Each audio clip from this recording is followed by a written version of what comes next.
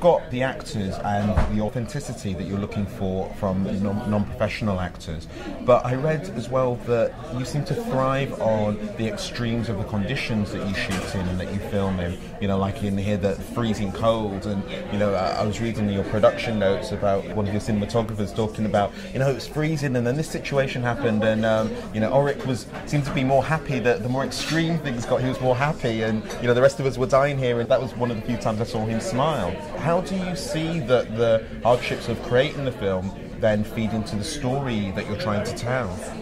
I think if you want, as I do, to show extreme images, then they have to be made under extreme conditions. That's the cost of that kind of filming. These are, after all, very physical films, and the team, the cast, have to experience that for themselves. So if you're going to see cold, for example, and the kind of suffering that you get when it's extremely cold, well, then the cast are going to have to suffer it as well. Because there's a story about that you went into one of the flats where Olga was going to be staying, and the heating was controlled by the state, but the heating was on, and so you went to some extremes to make sure that the heating was off. With your films being so full of real institutions, real places, how hard is gaining access? Because I know that there were stories about, you know, the hospital not being too keen on you being there, and then dealings that you had with gangsters to try and be able to shoot in like the clubs and such. I had read about a scene that you had wanted to shoot, and you had to negotiate with a mobster type fella. Es ist natürlich in einem Land. Yes, well, that was certainly an incident in the Ukraine, because obviously in the Ukraine everything is possible if you have money in this particular instance. So if you can get permission, and if you wanted to get permission, you have to deal with the mafiosi over there. And in this particular instance, it was in a factory where he had to deal with the mafiosi in order to get permission to film this particular scene. And of course, they think in the Ukraine that you have endless money if you come over as a Western filmmaker, which in this particular instance he didn't have. So he had to then try and find other ways of solving this problem. Was there any resistance from the hospital to allow you to shoot in there? Because you know, there's a fair chunk of the film where you know, Olga's working in the hospital and she's interacting with the patients, and I know that some of those patients were real patients as well as actors. Ich habe ein halbes Jahr. Well, it took me 6 months to get the permission to film there. It's very difficult with the authorities, with the medics themselves, and with the politicians as well. It would appear that they clearly had something to hide. What was it that they didn't want to show? They claimed that it wouldn't be good for the patients, and in fact the opposite was the case, because we were always welcome guests. We were a change to their daily routine. We were human contact for them. We were people visiting them. So there was no problem with them. The scandal, of course, is the fact that these people are waiting for years for their death, alone, with no one there to visit them in these hospitals, that they're fed and they're clothed and they're looked after physically, but that they don't have any real human contact, someone to hold their hand or to listen to them. And that's the social scandal of the whole situation. And the question is, why shouldn't one show it? Why do people not want one to show this? Why do people set up obstructions if you try? With import-export and your other films, you show the situation, you show how difficult this life is. A lot of filmmakers would be tempted to go, and this is the quick fix, or you know, this is the solution. But you avoid that, you kind of bring it to light. But I'm wondering if you personally have any views as to what steps could be taken to, you know, help people like Paul and Olga, or if that's something that you kind of just want to illuminate the situation, you don't want to engage in that debate. Ich habe keine Lösungen.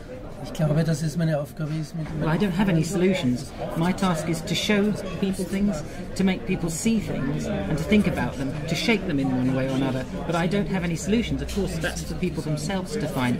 I can't pacify the audience with solutions. What I do is to disturb them so that they can try and find those solutions. My films are a mirror of the social reality, and for the audience, the responsibility lies in acting based in responding to that image and acting on it. I wanted to ask you, I suppose, more of a technical question as to the look of import-export. You know, it's kind of brings you in mind of documentary, but maybe it's more the subject matter and the way that we follow these characters as opposed to the particular shaky cam that you get of documentary, because you've got a lot of fixed camera setups where the characters move through the space. I'm wondering if there were any particular, well, I'm sure there were, what particular decisions you took with the camera or the shooting stock or the equipment to allow you to get the look that you got for import-export.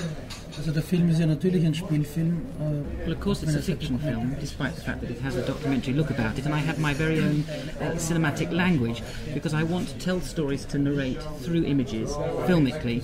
So what I try to do is to find a suitable form to do that. So, for example, on the one hand you have the handheld camera, on the other the static, carefully composed kind of image that create a different kind of style and a different kind of atmosphere, because what I'm attempting to achieve is authenticity on the one hand and a degree of artificiality on the other. Obviously you're touring around now with import-export, but I wondered if you had in mind what your next project might be at all, and if there was anything at all that you could tell us about that.